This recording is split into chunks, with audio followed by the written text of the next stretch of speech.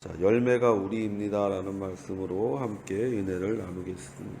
우리 인생은 누구나 살아가면서 열매를 맺습니다. 그것이 어떤 사람에게는 권력일 수 있고, 어떤 사람에게는 명예일 수 있고, 어떤 사람에게는 돈일 수 있습니다. 또 어떤 사람에게는 자녀일 수 있습니다. 사람의 목적이 그 결과를 통해 열매로서 하나님 앞에서 심판받게 되는 것입니다. 사람은 누구나가 다 열매를 맺어요. 마침내 인생이 끝났을 때에 우리의 인생을 그 열매로 평가를 하는 것이죠. 그래서 이 사람은 돈을 많이 벌었던 사람, 이 사람은 어떤 직책에 있었던 사람, 또 이 사람은 어떤 그 굉장히 명예가 있었던 사람 하면서 그 사람을 평가하는 기준이 바로 그 사람이 인생을 살아가면서 남겼던 것이죠. 그래서 호랑이는 죽어서 가죽을 남기고 사람은 죽어서 이름을 남긴다라는 그런 속담이 있죠. 성경은 우리에게 사람은 누구나가 다 열매를 맺는다고 얘기합니다. 오늘 예수님께서 얘기하셨습니다. 열매를 맺는다. 좋은 나무는 좋은 열매를 맺고 못된 나무는 나쁜 열매를 맺는다. 사람이 맺는 열매를 통하여 우리가 그 사람을 평가하는 것이지, 그 사람이 말을 통해서 그 사람을 평가하는 것이 아니라는 거예요. 입에서 아무리 어떤 좋은 말을 하고, 이 입에서 아무리 정의로운 말을 하고 공의로운 말을 할지라도 그 사람의 지나간 자리에 공의와 정의가 남아있지 않으면 그거는 아무런 의미도 없고 가치도 없고, 도리어 오늘 성경이 얘기하는 것처럼 거짓 선지자요 양의 탈을 쓴 이리에 지나지 않는다라는 것을 예수님께서 우리에게 말씀하고 계시는 것을 봅니다. 우리는 그럼 어떤 열매를 맺으면서 살아야 할까요? 첫째로요, 믿음을 심어 영생을 거둬야 됩니다. 영생의 열매를 우리가 거둬야 된다는 거예요. 예수 그리스도가 십자가에 달려 죽으시고 부활하신 후에 제자들을 여러 번 만나 주셨지만 그때마다 도마는 그 자리에 없었습니다. 성경은 제자들과 도마의 이야기를 우리에게 들려줍니다. 도마는 도저히 사람이 다시 살아난다는 것이 믿겨지지 않았습니다. 제자들이 자신에게 부활의 주님을 보았다고 말할 때마다 그는 자신이 그의 못자국과 창자국을 보지 않고는 믿지 못하겠다고 말합니다. 예수님이 도마를 친히 만나 주셨습니다. 요한복음 20장 26절에 도마에게 이르시되 내 손가락을 이리 내밀어 내 손을 보고 내 손을 내밀어 내 옆구리에 넣어보라. 그리하고 믿음 없는 자가 되지 말고 믿는 자가 되라. 왜 우리가 믿어야 됩니까? 요한복음 20장 31절에 오직 이것을 기록함은 너희로 예수께서 하나님의 아들 그리스도이심을 믿게 하려 하며 또 너희로 믿고 그 이름을 힘입어 생명을 얻게 하려 함이니라. 믿음은 결국 영생을 가져오는 것이라는 거예요. 제자들이 바보가 아니에요. 사람들은 자꾸 제자들이 바보일 거라고 생각합니다. 그러니까 의심 없이 예수님이 부활한 것을 믿었을 것이라고 착각합니다. 근데 제자들도 예수님을 직접 보기 전까지 믿지 않았어요. 도마는 특히 더 심하게 그것을 드러냈어요. 도마가 무슨 일을 했는지 모르지만 예수님이 나타날 때마다 도마는 없었어요. 제자들이 야 예수님이 우리에게 나타났다라고 얘기할 때마다 도마는 말도 안 되는 소리라고 생각했어요. 너희가 너무 슬픔에 겨워서, 너희가 너무 고통에 겨워서 현실을 회피하는 거다. 죽은 자는 살아날 수 없다 라고 도마가 얘기했어요. 하도 제자들이 아니다 예수님이 살아나셨다고 얘기하니까 도마가 뭐라고 얘기하냐면, 내가 그 손에 못자국과 그 창 옆에 찔린 창자국에 내가 손을 넣어보지 않고는 나는 안 믿어. 지금 세상 사람들이 말하는 것과 똑같이 도마도 말을 했다는 거예요. 제자들이 바보가 아닙니다. 제자들이 무슨 몽상가가 아니에요. 자신들이 경험하지 않은 것, 자기들이 보지 않은 것을 믿었다고 얘기하지 않아요. 그들은 자신이 본 걸 말했어요. 자신이 들은 걸 말했어요. 예수님께서 도마에게 나타나셔서 자, 네 말대로 하라고 말씀하십니다. 그러니까 도마가 고백하잖아요. 당신은 나의 하나님이요 나의 주십니다. 예수님이 말씀하시는 거예요. 네가 날 본 거로 믿느냐? 보지 않고 믿는 자가 참으로 복되도다. 왜 우리가 믿어야 됩니까? 오늘 요한복음 마지막 절이 우리에게 그것을 말해줍니다. 영생을 얻기 때문에 믿어야 된다는 거예요. 믿음으로 마침내 우리가 영생을 얻는 사람이 된다는 거예요. 예수 그리스도의 죽으심과 부활을 믿는 자에게 우리가 왜 예배 시작 전에 항상 사도신경을 외웁니까? 그 사도신경이 우리에게 꼭 믿어야 되는 것을 말해주잖아요. 천지를 만드신 하나님, 우리를 위해 십자가에 죽고 부활하신 예수님, 그리고 지금도 우리 가운데 계셔서 우리에게 역사하시는 성령님, 이 삼위일체 하나님을 믿을 때에 우리의 삶이 마침내 영원히 죽지 아니하고 다시 살아나고 하나님 나라에 들어가게 된다는 것을 우리가 왜 계속해서 예배 때마다 모임 때마다 우리가 왜 그것을 고백하냐 말이에요. 믿음이 우리에게 영생을 가져다 주기 때문인 줄로 믿습니다. 그러므로 마음으로 믿고 입술로 시인해 구원의 열매를 풍성히 거두는 성도가 되시기를 예수의 이름으로 축원을 드립니다.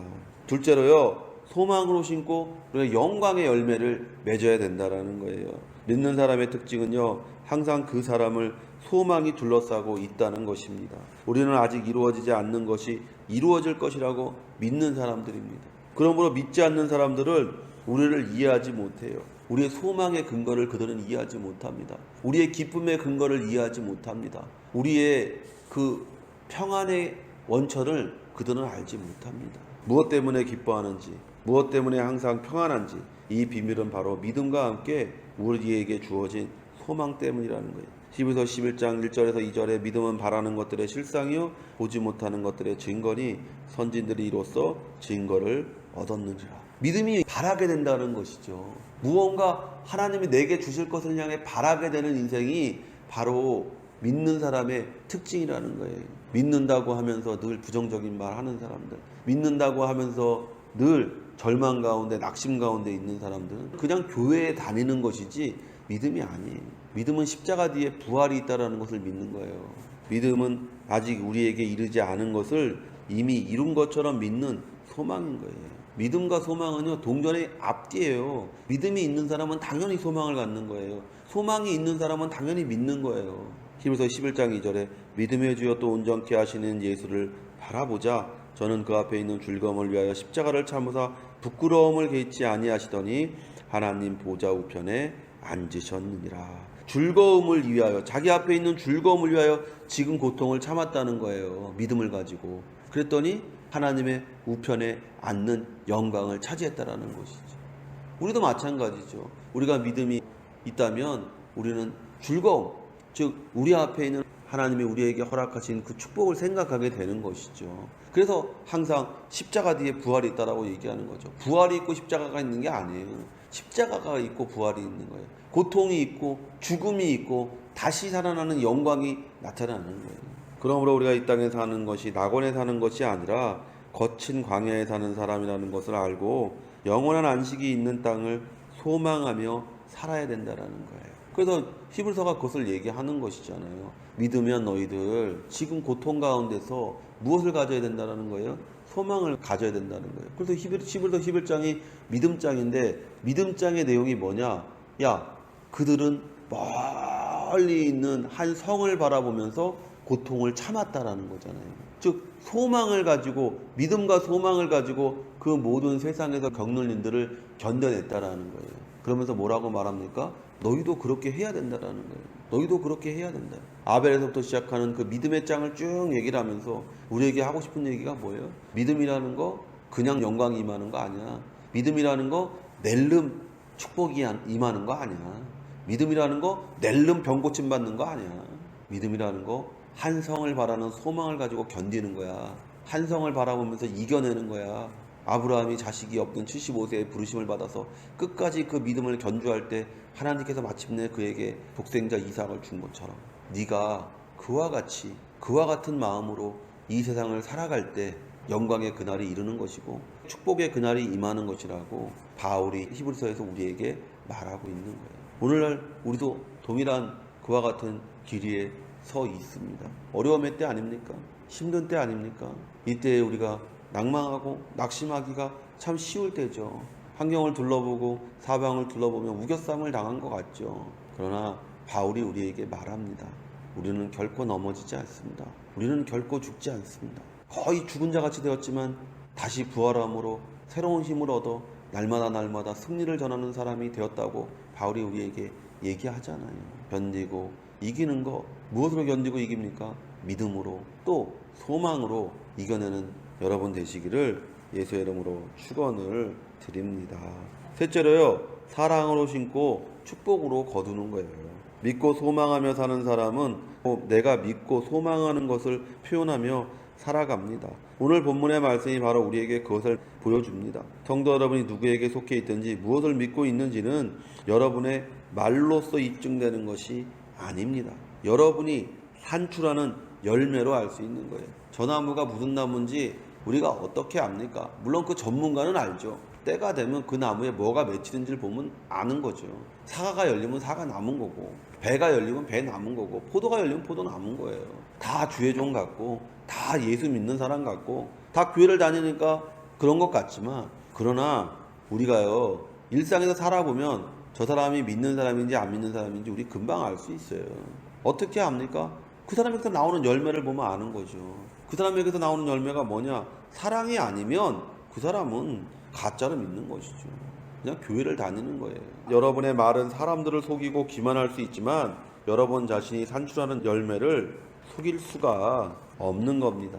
많은 사람들이 믿는다고 하지만 그 믿음의 말씀대로 사는 사람이 없는 것은 입으로는 믿지만 마음으로는 믿지 않기 때문입니다. 이사야 29장 13절에 주께서 가라사대 이 백성이 입으로는 나를 가까이하며 입술로는 나를 존경하나 그 마음은 내게서 멀리 떠났나니 그들이 나를 경외함은 사람의 계명으로 가르침을 받았을 뿐이라. 교회 와서 하는 게 이런 것이죠. 이렇게 해야 된다. 그렇게는 하죠. 입술로는 그렇게 하죠. 오늘 얘기하잖아요. 마음은 나에게서 멀다. 이스라엘 민족이 제사 안 드려서 망한 게 아니에요. 그들 다 예배 드렸어요. 그들이 예배를 뭐 어떻게 드렸냐? 그렇지 않아요. 형식대로 규칙대로 드렸어요. 그러나 하나님이 원한 건 형식과 규칙이 아니었다라는 거예요. 마음이었다라는 거예요. 왜 순수하고 가장 깨끗한 흠이 없는 양을 드려야 되냐? 그 사람들이 흠 없는 양을 물론 안 드린 사람도 있겠지만 많은 사람이 흠 없는 양을 드렸어요. 근데 하나님은 그 흠 없는 양을 받으면서 기분이 좋지 않았다라는 것이죠. 흠 없는 양이 의미하는 것이 무엇이었는지를 이 사람들은 몰랐다는 거예요. 정성이죠, 사실은. 내 가장 좋은 것을 하나님 앞에 드릴 수 있는 마음이죠. 근데 그걸 규칙대로 하는 거예요. 11조를 드리는 거, 헌금을 드리는 것도 똑같죠. 그냥 순서에 맞춰서 드리든지 안 드리면 벌 받을 거가 찝찝해서 드리든지 정말로 하나님이 내게 이만한 물질을 복으로 주셨기 때문에 내가 마땅히 하나님께 드려야 된다라고 생각하는 마음이 아니라 그냥 안 드리면 벌 받을 것 같으니까 그냥 습관이니까 아니면 이거 드려서 더 큰 복을 받고 싶으니까 하는 그런 잘못된 마음, 잘못된 생각들로 드려진 것들이 하나님이 보시기에 얼마나 역겹겠냐 이거죠. 우리도 마찬가지 아니겠어요? 순수한 친구가 나에게 주는 선물과 나에게 뭔가 이익을 바라며 갖다 주는 뇌물과의 차이가 얼마나 다릅니까? 사람들은 습관적으로 예배를 드리고 입술로 하나님을 찬양하지만 사실은 하나님을 찬양하지도 경배하지도 않는다는 거예요. 그것을 어떻게 알 수 있습니까? 여러분의 삶의 열매를 통해서 알 수가 있는 거예요. 이사야 29장 15절에 자기 계획을 야훼께 숨기려 하는 자들아 너희에게 화가 있을지어다. 너희는 몰래 자기 일을 하며 너희 하는 짓을 보거나 아는 사람이 아무도 없을 것이라고 생각하고 있다. 그러니까 뭐예요? 예배는 드리고 제물은 다 드렸는데 실질적으로 뭐예요? 하나님은 이건 모른다라는 거죠. 하나님의 앞에 기도하며 나아가는 것이 아니라 내 계획대로 하고 내 계획이 이루어지기를 하나님께 협박하는 거예요. 이대로 안 해주면 나 교회 안 나갈래요. 이대로 안 해주면 나 예배 안 드릴래요. 이대로 안 하면 나 11조 안 드릴래요. 그러니까 많은 사람들이 축복 못 받은 사람들 뭐 예를 들어서 잠시 어려움과 환난 가운데 있는 사람들 중에서 뭐 한때 믿었던 사람들이 얘기하잖아요. 나도 11조 드리고 그랬었는데 지금 이 모양 이 꼴이라고. 오늘 이사야가 말하는 사람 바로 그런 사람인 거죠. 11조를 드리는 이유가 무엇인지도 알지 못하고 하나님 앞에 예배하는 것이 진정으로 예배하는 것이 무엇인지를 알지 못하는 사람들. 여러분의 마음에 가득한 것을 하나님은 분명히 그리고 정확하게 압니다. 여러분이 교회에서 찬양하고 예배하면서 마음에는 육체의 소욕이 가득하다면 여러분의 삶에 산출되는 것은 육체의 열매일 것입니다. 디도서 1장 16절에 저희가 하나님을 시인하나 행위로는 부인하니 가증한 자여 복종치 아니하는 자여 모든 선한 일을 버리는 자니라. 성도 여러분이 마음속에서조차도 지금 교회에서 예배하는 것 같은 마음으로 산다면 여러분의 산출하는 열매는 축복의 열매일 것입니다. 그럼 우리가 마음으로 무엇을 생각하며 살아야 합니까? 그 나라와 그 일을 구하며 살아야 합니다. 그리고 이웃에 대한 사랑으로 선한 행위를 해야 됩니다. 율법을 두 개로 예수님께서 정확하게 정리해 주셨습니다. 첫째가 뭐냐? 주 너희 하나님을 사랑해라. 모든 걸 다해서 주 너희 하나님을 사랑해라. 둘째는 이것이니 내 이웃을 내 몸과 같이 사랑하라. 우리 가운데 드러나야 될 열매 바로 이것이죠. 모든 선지자들에게 규칙이 하나 있는데 그 규칙이 뭐냐? 예수님께서 가르쳐 주신 규칙이 네가 대접받고 싶은 대로 남에게 그대로 대접해라. 우리의 인생이 그렇게 된다면 우리는요 정말 하나님의 사람으로서 어디에서든지 하나님의 영광을 드러내는 사람이 될 겁니다. 베드로전서 2장 12절에 너희가 이방인 중에서 행실을 선하게 가져 너희를 악행하다가 비방하는 자들로 하여금 너희 선한 일을 보고 건고하시는 날에 하나님께 영광을 돌리게 하려 함이라. 여러분, 오늘 예수님께서 우리에게 말씀하시는 이 말씀을 정확하게 분명하게 기억하십시오. 우리의 입술로 하나님을 나타내는 것이 아닙니다. 우리의 열매로 우리가 지나간 자리에 무엇이 남겨져 있는지를 우리가 하루하루 생각하고 하루하루 그것을 기억하고 우리가 좋은 열매를 맺는 나무로서의 그런 복된 인생을 사는 여러분 되시기를 예수님의 이름으로 축원을 드립니다.